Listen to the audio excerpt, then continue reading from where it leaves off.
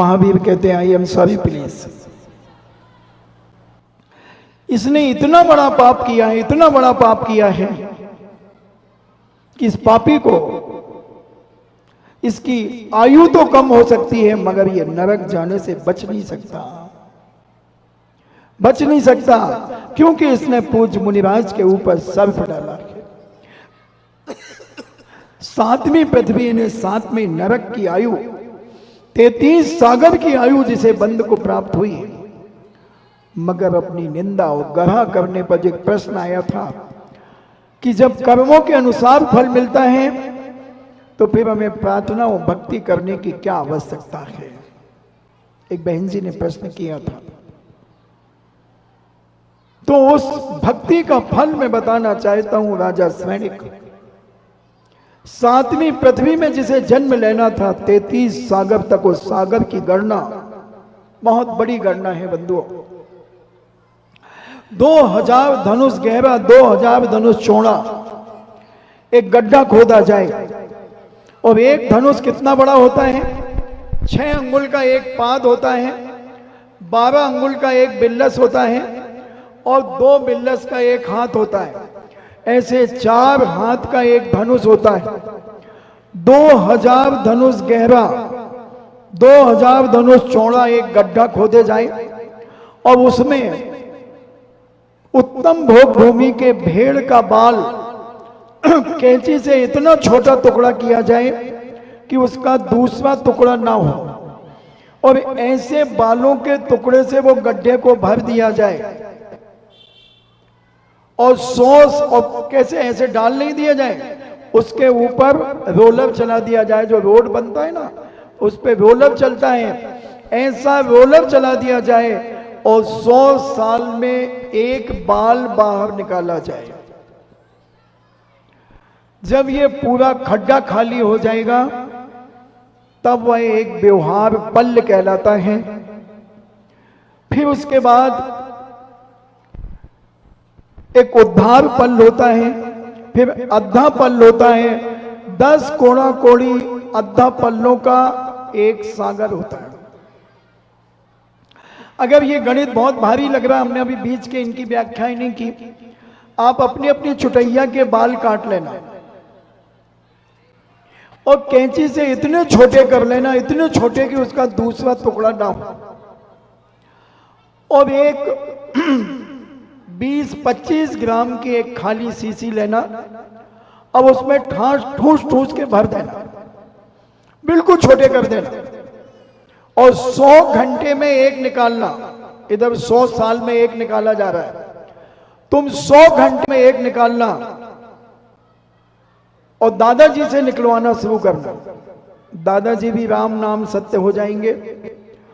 फिर पिताजी से निकलाना, पिताजी भी राम नाम सत्य हो जाएंगे। फिर बेटे ने अपने भाई से निकलवाना, वो भी राम नाम सत्य हो जाएगा। उसके बेटे से निकलवाना, वो भी राम नाम सत्य हो जाएगा। तो भी वो 25 ग्राम की शीशी खाली नहीं होगी। सागर की गणना बहुत विशाल है, बहुत विशाल है। तो उस सागर की इतनी लंबी 33 सागर की आयु उस स्वैनिक राजा ने बांधी, मगर पुरुषार्थ और भक्ति के प्रभाव से, सम्यक दर्शन के प्रभाव से उस आयु को मात्र 84,000 वर्ष की बची, और लगभग 81,400 कुछ वर्ष के बाद रावण इस भरत क्षेत्र में अयोध्या नगरी में महापद्म नाम के पहले तीर्थंकर होंगे। बंधु, यह है भक्ति करने का पुरुषार्थ। जो निकम्मे होते हैं, जो कहते हैं जो मेरी किस्मत में होगा वह मुझे मिलेगा, बंधु कोई किस्मत नहीं होती है। एक आदमी छाती पीट पीट पर के रो रहा था अपने भाग्य के लिए, मेरा भाग्य चला गया, मेरी किस्मत चली गई, मेरा लक चला गया। छाती पीट पीट करके चिल्ला रहा था, रो रहा था। वहां से बहुत सारे लोग निकल रहे थे। बोले भाई क्यों रो रहे हो? बोले मेरा भाग्य चला गया, मेरी किस्मत चली गई। मेरा लक चला गया, मैं क्या करूं, बहुत दुखी हूं, बहुत परेशान हूं। एक संत भी वहां से निकले और संत ने कहा दोस्त क्यों रो रहे हो, क्या कारण है? बोली किस्मत मेरी छोड़ करके मुझे चली गई है। संत ने कहा जाओ तुम ये सामने सीधे चले जाना, एक पहाड़ी पर तुम्हारी किस्मत है। बोले वो आ जाएगी? बोले हाँ आ जाएगी। वो चला गया, दमोह का आदमी था और वो चलता गया एक बहुत बड़ी पहाड़ी के ऊपर पहुंचा और संत ने पहले ही वहां एक आदमी बिठा दिया और उसने पूछा तुम कौन हो? बोले मैं तुम्हारी किस्मत हूं, तुम्हारा भाग्य हूं, तुम्हारा लक हूं। बोले तुम चलो मेरे साथ। उसने कहा तुम चलो मैं पीछे आता हूं। मगर जब ये आदमी यहां से गया था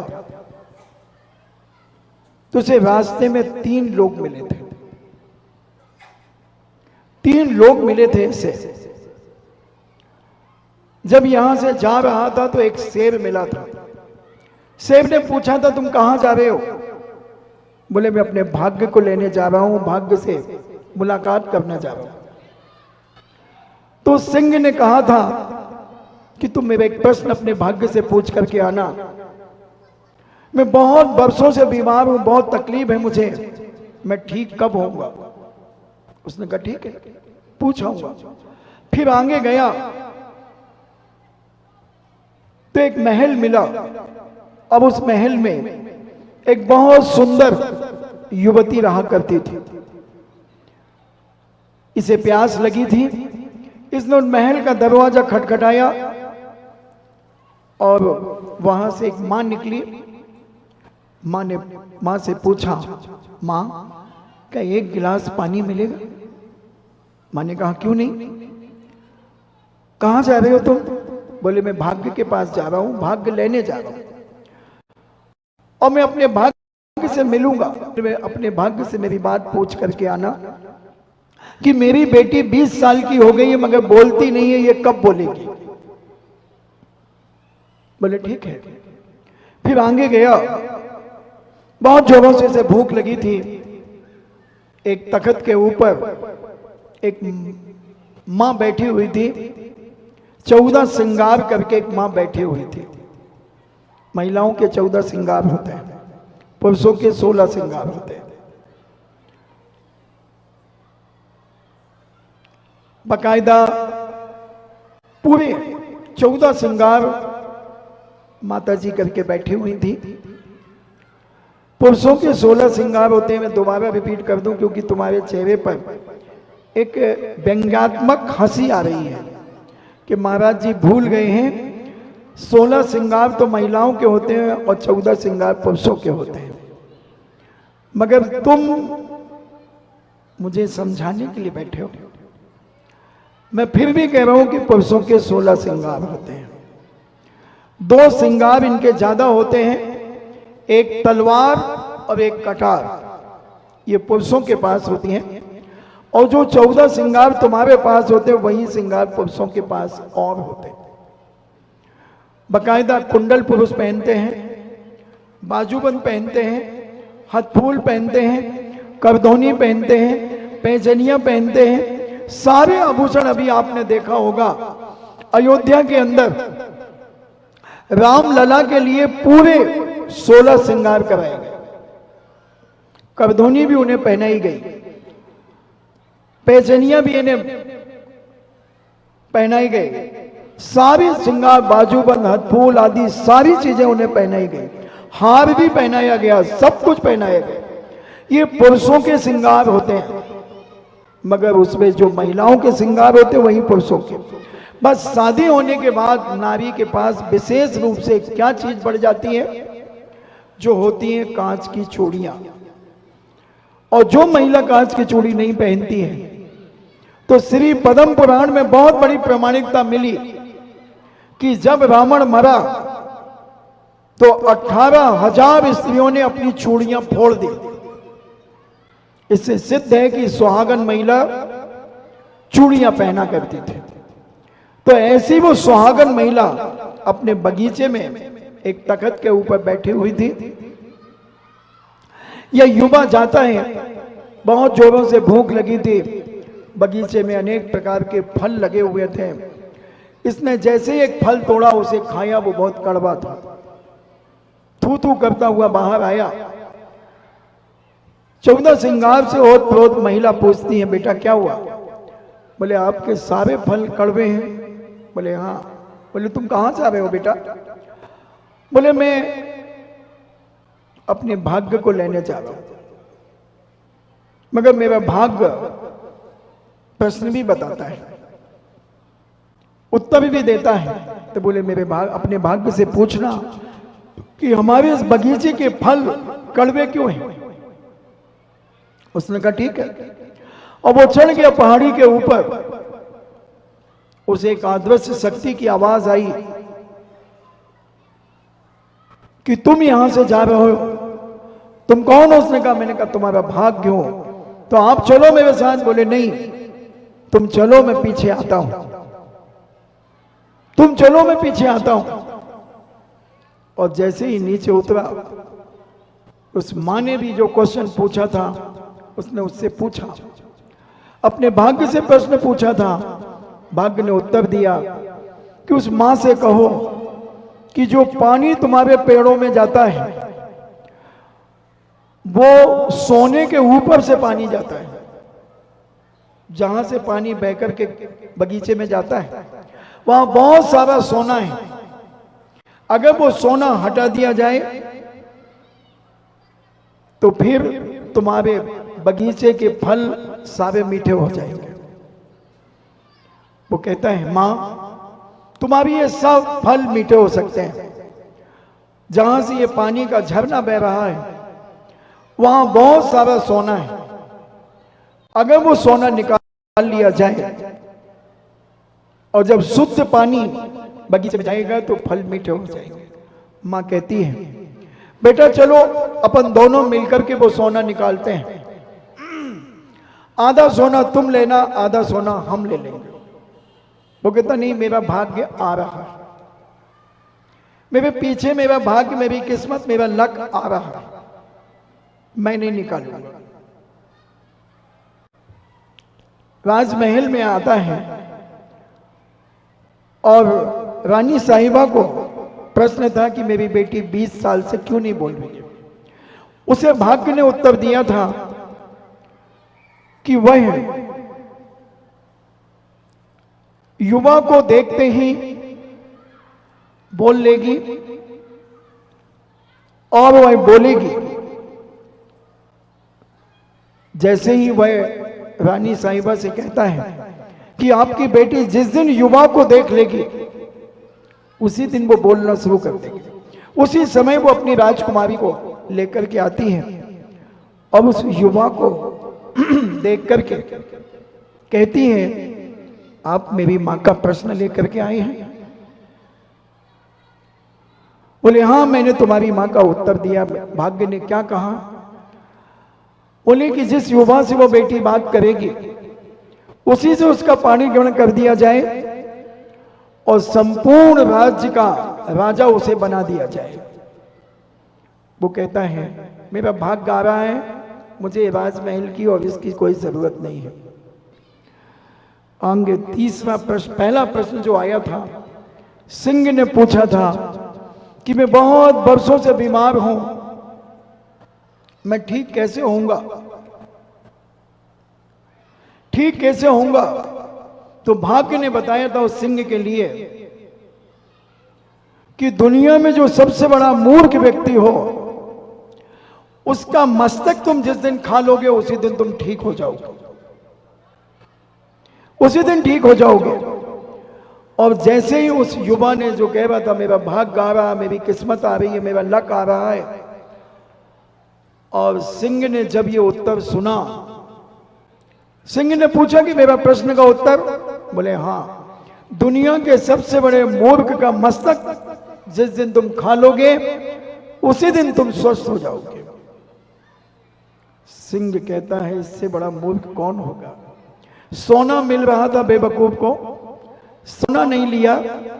राजकुमारी मिल रही थी, पूरा राज्य मिल रहा था, और कहता मेरा भाग्य आ रहा है, भाग्य के भरोसे बैठा है। उसने कहा इससे बड़ा मूर्ख कोई नहीं, और सिंह ने झपाटा मारा, अब उसके मस्तक को खा गया।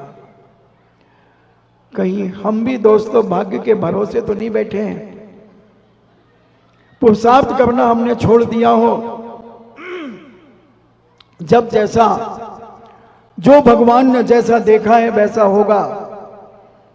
अरे भगवान ने क्या देखा तू इसकी चिंता मत कर, भगवान ने जो कहा है वो करना शुरू कर दे, तेरे जीवन का कल्याण हो जाएगा। पुरुषार्थ करना शुरू कर दे, भाग्य भरोसे अपनी जिंदगी को मत जी। जो पुरुषार्थहीन होते हैं, कायर होते हैं, निठल्ले होते हैं, वो भाग्य के भरोसे बैठे रहते हैं। और जो पुरुषार्थी होते हैं, मेहनती होते हैं, वो हर कदम मेहनत का कदम उठाते हैं, पुरुषार्थ करते हैं, और एक ना एक दिन सफलता को प्राप्त कर लेते हैं। इसलिए हम पुरुषार्थहीन न बने, हम पुरुषार्थी बने। और समीचीन ज्ञान, सम्यक ज्ञान जब हमारी आत्मा में जागृत होगा, तो हम उस पुरुषार्थ के माध्यम से, परंपरा से हम मोक्ष को भी प्राप्त करेंगे। इसलिए ज्ञान समान आन जगत में सुख को कारण, अगर दुनिया में कोई सुख का कारण है तो वह ज्ञान है। इस ज्ञान को हमें प्राप्त करना है। और समीचीन सम्यक ज्ञान जब हमारी अंतरात्मा में प्रकट होगा, तो बंधु एक न एक दिन हम अपने लक्ष्य को प्राप्त करेंगे, अपनी भावनाओं को प्राप्त करेंगे। केवल भावना भाने से कुछ नहीं होता, हमें 4 कदम आगे चलने का प्रयास करना चाहिए। कभी अपने आप को हीन नहीं समझना चाहिए। कितनी भी परेशानियां आ जाएं, जो आज आई हैं वो कल जाएगी, ये बिल्कुल पक्का है, सत्य है। जो भी आया है वो जाएगा। बोलो तुम सब जाओगे कि नहीं, कि बैठे रहोगे आज रात भर यहीं पर? कौन कौन बैठा रहेगा, हाथ उठाओ रात भर।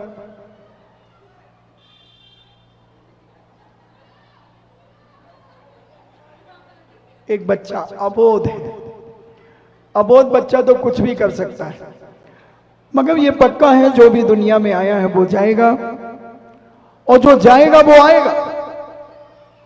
इसी का नाम पुरुषार्थ है। तो हम अपने जीवन में ऐसा समीचीन ज्ञान को धारण करें, और इस ज्ञान के माध्यम से अपना और पर का कल्याण करने का प्रयास और भावना भाते रहें। और ऐसा समीचीन ज्ञान हमें कैसे प्राप्त करना है, उसकी चर्चा अपन फिर करेंगे कि किस प्रकार से हम ज्ञान का परिमार्जन और शुद्धि पूर्वक ज्ञान करेंगे। अभी हमने जनरल बातें तुमसे 2-3-4 दिन में की। अब जो अभीक्ष्ण ज्ञानोपयोग है वह क्या है? क्या है वो ज्ञान? किसे कहा है कुंद स्वामी ने ज्ञान? और अभीक्ष्ण उपयोग क्या होता है, अपन उसकी चर्चा करेंगे। और किस समय वह ज्ञान कैसे करना, किस प्रकार से करना, किस समय करना, किस काल में करना, किस क्षेत्र में करना, उस सब की चर्चा अपन करेंगे। आपका समय हुआ, फिर अपन समझने का प्रयास करेंगे।